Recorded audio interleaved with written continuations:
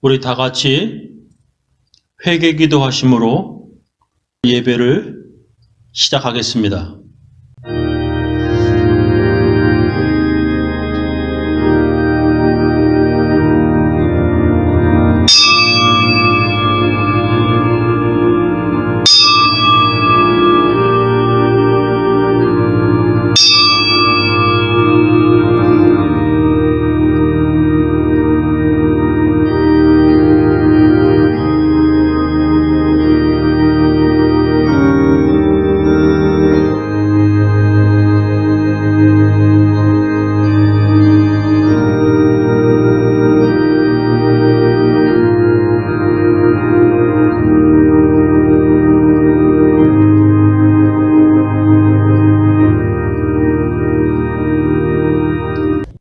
하나님 아버지, 6월달 첫째 주일입니다.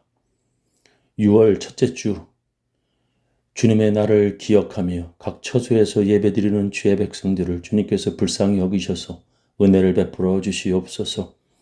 그 가정, 각 가족들을 주님께서 보호하여 주옵시며 주님 어느 곳에 있든지 천군 천사로 주님 은혜를 베풀어 주시옵고 보호하여 주시옵소서. 건강하게 하여 주옵시며 주님의 말씀으로 살아가는 데 부족함이 없도록 성령으로 충만케 하옵소서. 예수님 이름으로 기도합니다.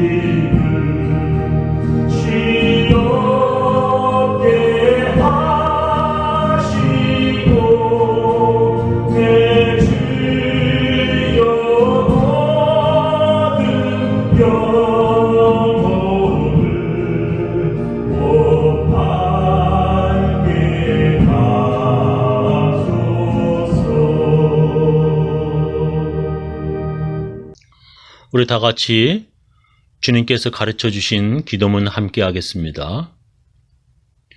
하늘에 계신 우리 아버지여, 이름이 거룩히 여김을 받으시오며 나라의 임하옵시며 뜻이 하늘에서 이룬 것 같이 땅에서도 이루어지이다. 오늘날 우리에게 일용할 양식을 주옵시고 우리가 우리에게 죄 지은 자를 사하여 준 것 같이 우리 죄를 사하여 주옵시고 우리를 시험에 들게 하지 마옵시고 다만 악에서 구하옵소서. 대개 나라와 권세와 영광이 아버지께 영원히 쌓옵나이다. 아멘. 우리 사도신경으로 우리의 신앙을 함께 고백하겠습니다.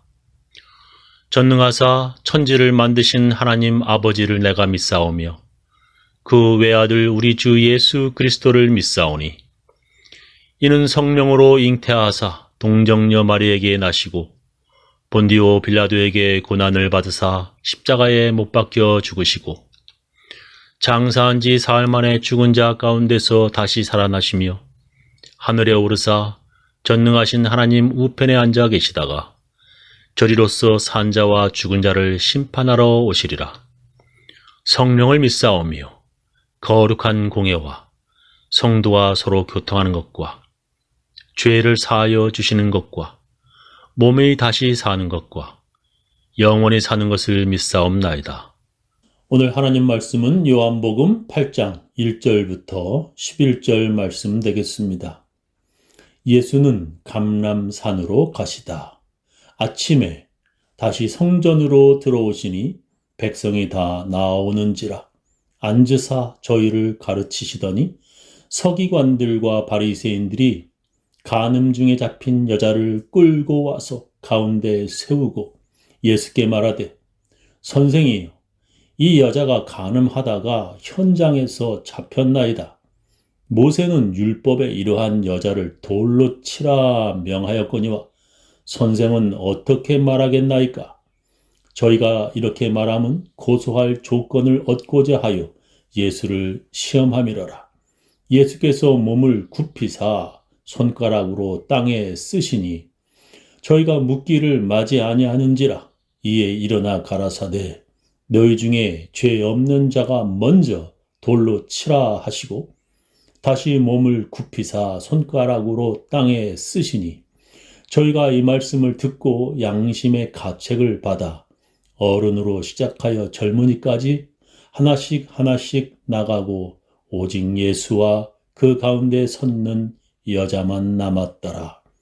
예수께서 일어나사 여자 외에 아무도 없는 것을 보시고 이르시되 여자여 너를 고소하던 그들이 어디 있느냐?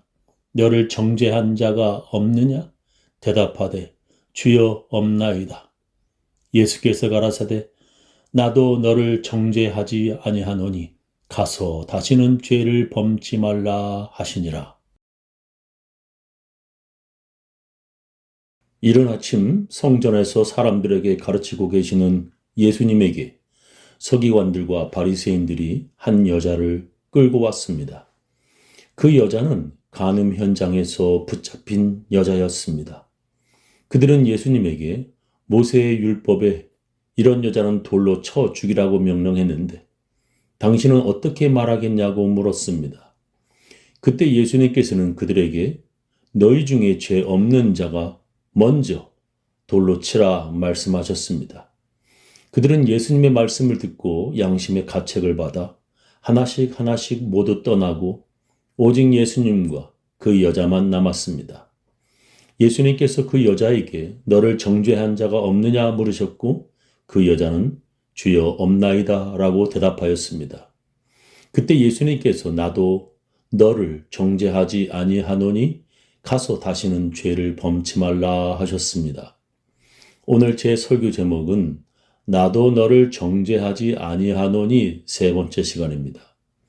예수님께서는 왜 그 간음한 여자를 정죄하지 않으신다고 말씀하신 것입니까? 그렇게 예수님의 말씀하신 뜻은 무엇입니까? 첫째로 예수님께서 그렇게 죄를 지어 돌에 맞아 죽을 모든 사람을 대신하여 죽으시겠다는 뜻입니다. 하나님의 계명과 율법을 지키지 못한 모든 죄인들을 위해 예수님께서 대신 죽으신다는 뜻입니다. 그러므로 하나님의 율법과 계명은 지켜지고 그것이 바로 하나님의 은혜가 되는 것입니다. 둘째로 모든 사람이 다 죄인이라고 예수님께서 말씀하시는 것입니다.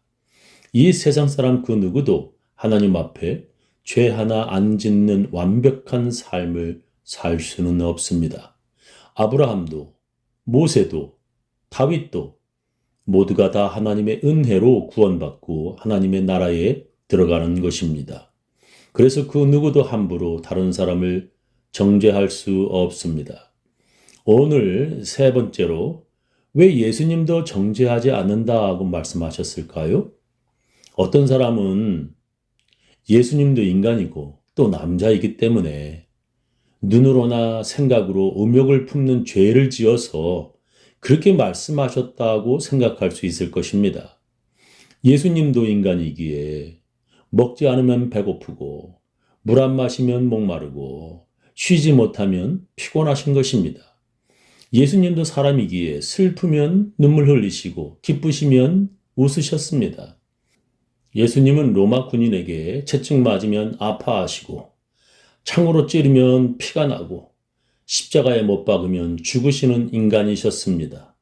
그런 인간이라면 모두가 다 눈으로나 생각으로 음욕을 품을 수 있다고 사람들은 생각할 수 있는 것입니다.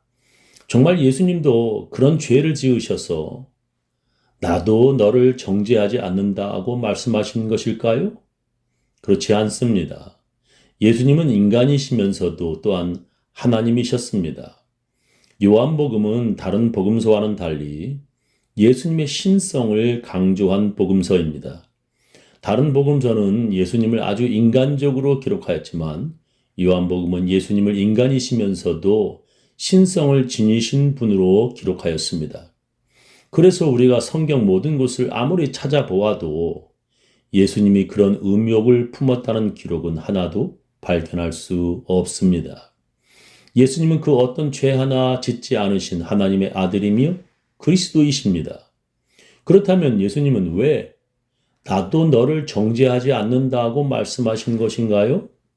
그것은 오직 그 간음 현장에서만의 죄로 인하여 그 사람을 정죄하지 않으신다는 뜻입니다. 더 정확히 말하면 사람들이 그 죄 짓는 현장, 그 즉시로 하나님의 심판을 받지 않는다는 뜻입니다. 하나님께서는 파리채로 파리 잡듯이 죄 하나 지을 때마다 그 자리, 그 현장에서 바로바로 죽이시는 분이 아닙니다. 하나님은 죄인이 그 죄에서 돌아서기를 기다리시고 또 회개하기를 기다려주시는 분이십니다. 예수님은 하나님이 마치 집 나간 둘째 아들을 매일매일 간절한 마음으로 기다려주는 늙은 아버지와 같은 분이라고 말씀하셨습니다. 사람들은 집을 나간 아들과는 부자의 연을 끊고 절대로 다시 받아주지 않기도 하지만 하나님은 그 집 나간 아들이 돌아오기를 기다리고 또 돌아와서도 기회를 주시는 인자한 아버지라는 것입니다. 그러나 사람들은 죄 지은 현장, 그 자리에서 심판하여 이제는 그 어떤 기회조차 주지 않으려고 합니다. 그 여자는 이른 아침 간음 현장에서 사람들에게 붙잡혀 끌려왔습니다. 그들은 간음한 이 여자를 죽이라 하나님께서 명령하셨다고 주장했습니다. 남자가 유부녀와 통간함을 보거든 그 통간한 남자와 그 여자를 둘 다 죽여 이스라엘 중에 악을 제할지니라 하셨습니다. 누구든지 남의 아내와 간음하는 자, 곧 그 이웃의 아내와 간음하는 자는 그 간부와 음부를 반드시 죽일지니라 하셨습니다. 간음한 남자와 여자 둘 다 반드시 죽이라고 했는데 여자만 잡혀온 것입니다. 그 남자는 어디에 있는 것입니까? 남자는 도망가고 여자만 붙잡혀 끌려온 것입니다. 분명히 성경에 둘 다 죽이라고 하나님께서 명령하셨습니다. 근데 그 남자는 도망을 갔는지 아니면 돈 많고 권력 있는 남자라서 사람들이 붙잡아 오지 못하였는지 모르겠지만 그렇다고 그 여자만 죽일 수 있습니까? 신학자들은 이것은 그들이 예수님을 함정에 빠뜨리려고 만들어낸 특별한 계획이라고 추측합니다. 그 여자는 가난하여 몸을 파는 창녀였고 그 상대 남자는 서기관들과 바리새인들의 지시를 받아 간음 현장에서 그 여자만 붙잡히도록 만들었다는 것입니다. 그리고 그들은 그 여자만 끌고 예수님 앞에 가서 이 여자를 죽일까요 말까요 하며 물었다는 것입니다. 성경은 그것을 이렇게 기록합니다. 저희가 이렇게 말하면 고소할 조건을 얻고자 하여 예수를 시험함이러라. 예수께서 몸을 굽히사 손가락으로 땅에 쓰시니 하셨습니다. 그들이 고소할 조건을 얻고자 하여 예수를 시험함이러라는 것입니다. 어찌 보면 이 함정은 그 가난한 여자를 죽게 하려고 그 간음 현장의 남자와 서기관들 그리고 바리새인들의 합작품인 것입니다. 그것보다 더 중요하게 그들이 노리는 것은 바로 예수였습니다. 예수님이 돌을 던져 죽이라고 말하면 예수님이 로마법을 어기게 되어 그들이 고소할 수 있었습니다. 그리고 예수님이 그 여자를 죽이지 말라고 말하면 그들은 예수님을 하나님의 명령을 어기며 사람들을 잘못된 길로 이끄는 악한 지도자로 만들 수 있는 것입니다. 그들이 예수님을 곤란하게 할 기발한 함정을 만들었지만 그 여자가 바로 그들이 만든 함정을 위한 불쌍한 희생양이 된 것입니다. 예수님은 두려움에 떠는 그 불쌍한 여자를 바라보았습니다. 이미 그 여자는 자신의 어리석은 선택을 후회하고 있었습니다. 예수님은 그 여자가 이미 깊이 뉘우치고 회개한 것을 간파하셨습니다. 그때 예수님은 그들에게 너희 중에 죄 없는 자가 먼저 돌로 치라 말씀하셨습니다. 신명기 17장에 죄 지은 자를 돌로 쳐 죽이는 사형 집행 절차가 기록되어 있습니다. 그 사형 절차는 아무나 먼저 돌을 집어 던지는 것이 아니었습니다. 그들은 신명기 17장의 그 집행 절차를 따라 돌을 던져야 했습니다. 너는 그 악을 행한 남자나 여자를 내 성문으로 끌어내고 돌로 그 남자나 여자를 쳐 죽이되 죽일 자를 두 사람이나 세 사람의 증거로 죽일 것이요 한 사람의 증거로는 죽이지 말 것이며 이런 자를 죽이면은 증인이 먼저 그에게 손을 댄 후에 뭇 백성이 손을 댈지니라. 너는 이와 같이 하여 너희 중에 악을 제할지니라 말씀하셨습니다. 두세 사람의 증거가 있어야 한다는 것입니다. 증인 한 사람만으로는 거짓말할 수도 있으니까 두세 사람의 증인이 있어야 한다는 것입니다. 그리고 죽일 때에도 아무나 먼저 돌을 던지는 것이 아니라 그 증인들이 먼저 그에게 손을 댄 후에 뭇 백성이 손을 댈지니라고 하나님께서 명령하셨습니다. 그러니까 내가 그 증인이요 내 눈으로 확실히 보았소 하고 증인이 먼저 돌을 던지고 나서 다른 사람이 그 증인이 말한 것을 믿고 그 다음에 돌을 던지는 것입니다. 그래서 예수님이 말씀하신 죄 없는 자가 먼저 돌로 치라는 것을 따라 사람들이 사형을 집행하게 된다면 증인이 먼저 내가 바로 죄 없는 사람이요 하고 말한 뒤 먼저 돌을 던지는 것입니다. 그리고 나서 다른 사람들도 나도 죄 하나 없소 하고 그 뒤에 돌을 던져야 하는 것입니다. 그러나 그 사람들이 예수님의 말을 듣고 나서 양심의 가책을 받았다고 성경은 기록합니다.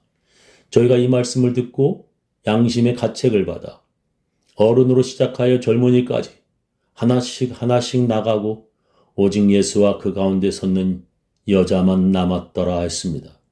그러니까 예수님은 가늠한 다른 사람을 정죄하려면 양심의 가책을 받을 만한 죄를 하나도 짓지 않은 사람들이 먼저 돌을 던지라는 것입니다. 하나님의 이름을 두시겠다는 거룩한 성전 안에서 죄 하나 안 지었다고 자신할 수 있는 사람들이 그 누가 있겠습니까? 아마 하나님이 계신다는 것을 믿는 사람이라면 아무리 위선적인 사람이라 할지라도 제일 먼저 돌을 던질 수는 없었을 것입니다. 첫 번째로 돌을 던지려고 하는 사람의 심적 부담이 꽤 컸을 것입니다. 그래서 그 사람들이 돌을 내려놓고 하나씩 돌아갔다는 것입니다.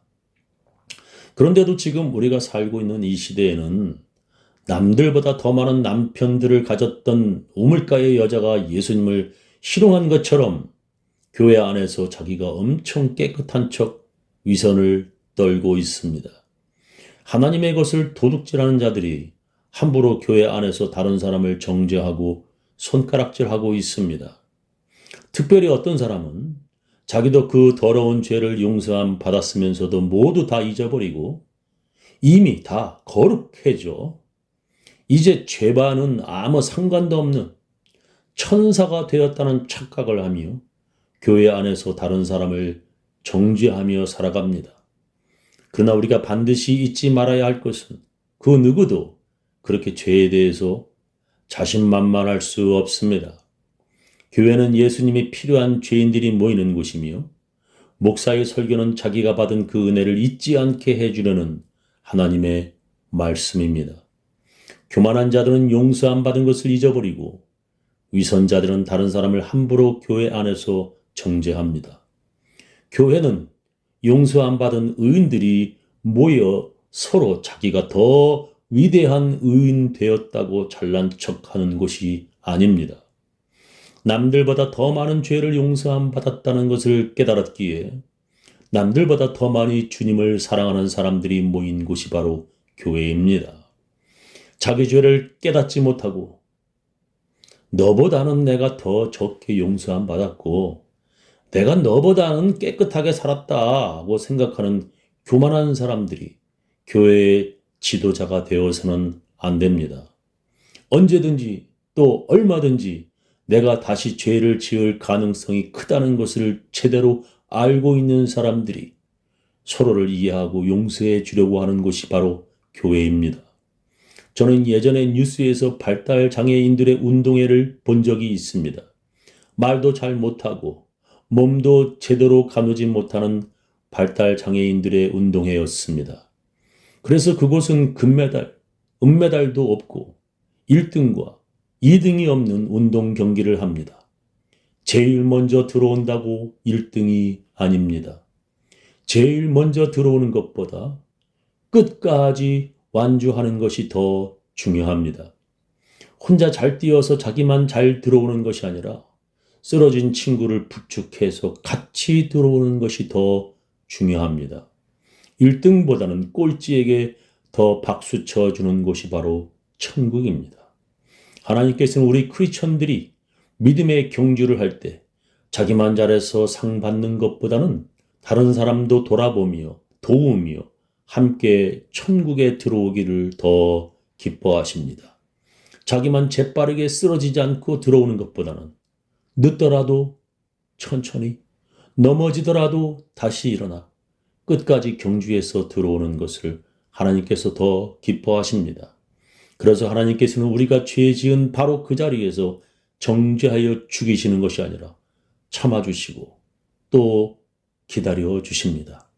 하나님께서는 우리가 죄 지은 그 자리에서 죽는 것보다 회개하고 돌이키는 것을 더 기뻐하십니다. 우리가 쓰러져도 예수님의 손 붙잡고 다시 일어나 믿음의 경주를 끝까지 마치는 것을 하나님께서는 더 기뻐하십니다. 예수님께서는 그 여자를 간음 현장에서 바로 죽이시는 것보다 돌이켜 죄에서 떠나 살게 되는 것을 더 기뻐하십니다.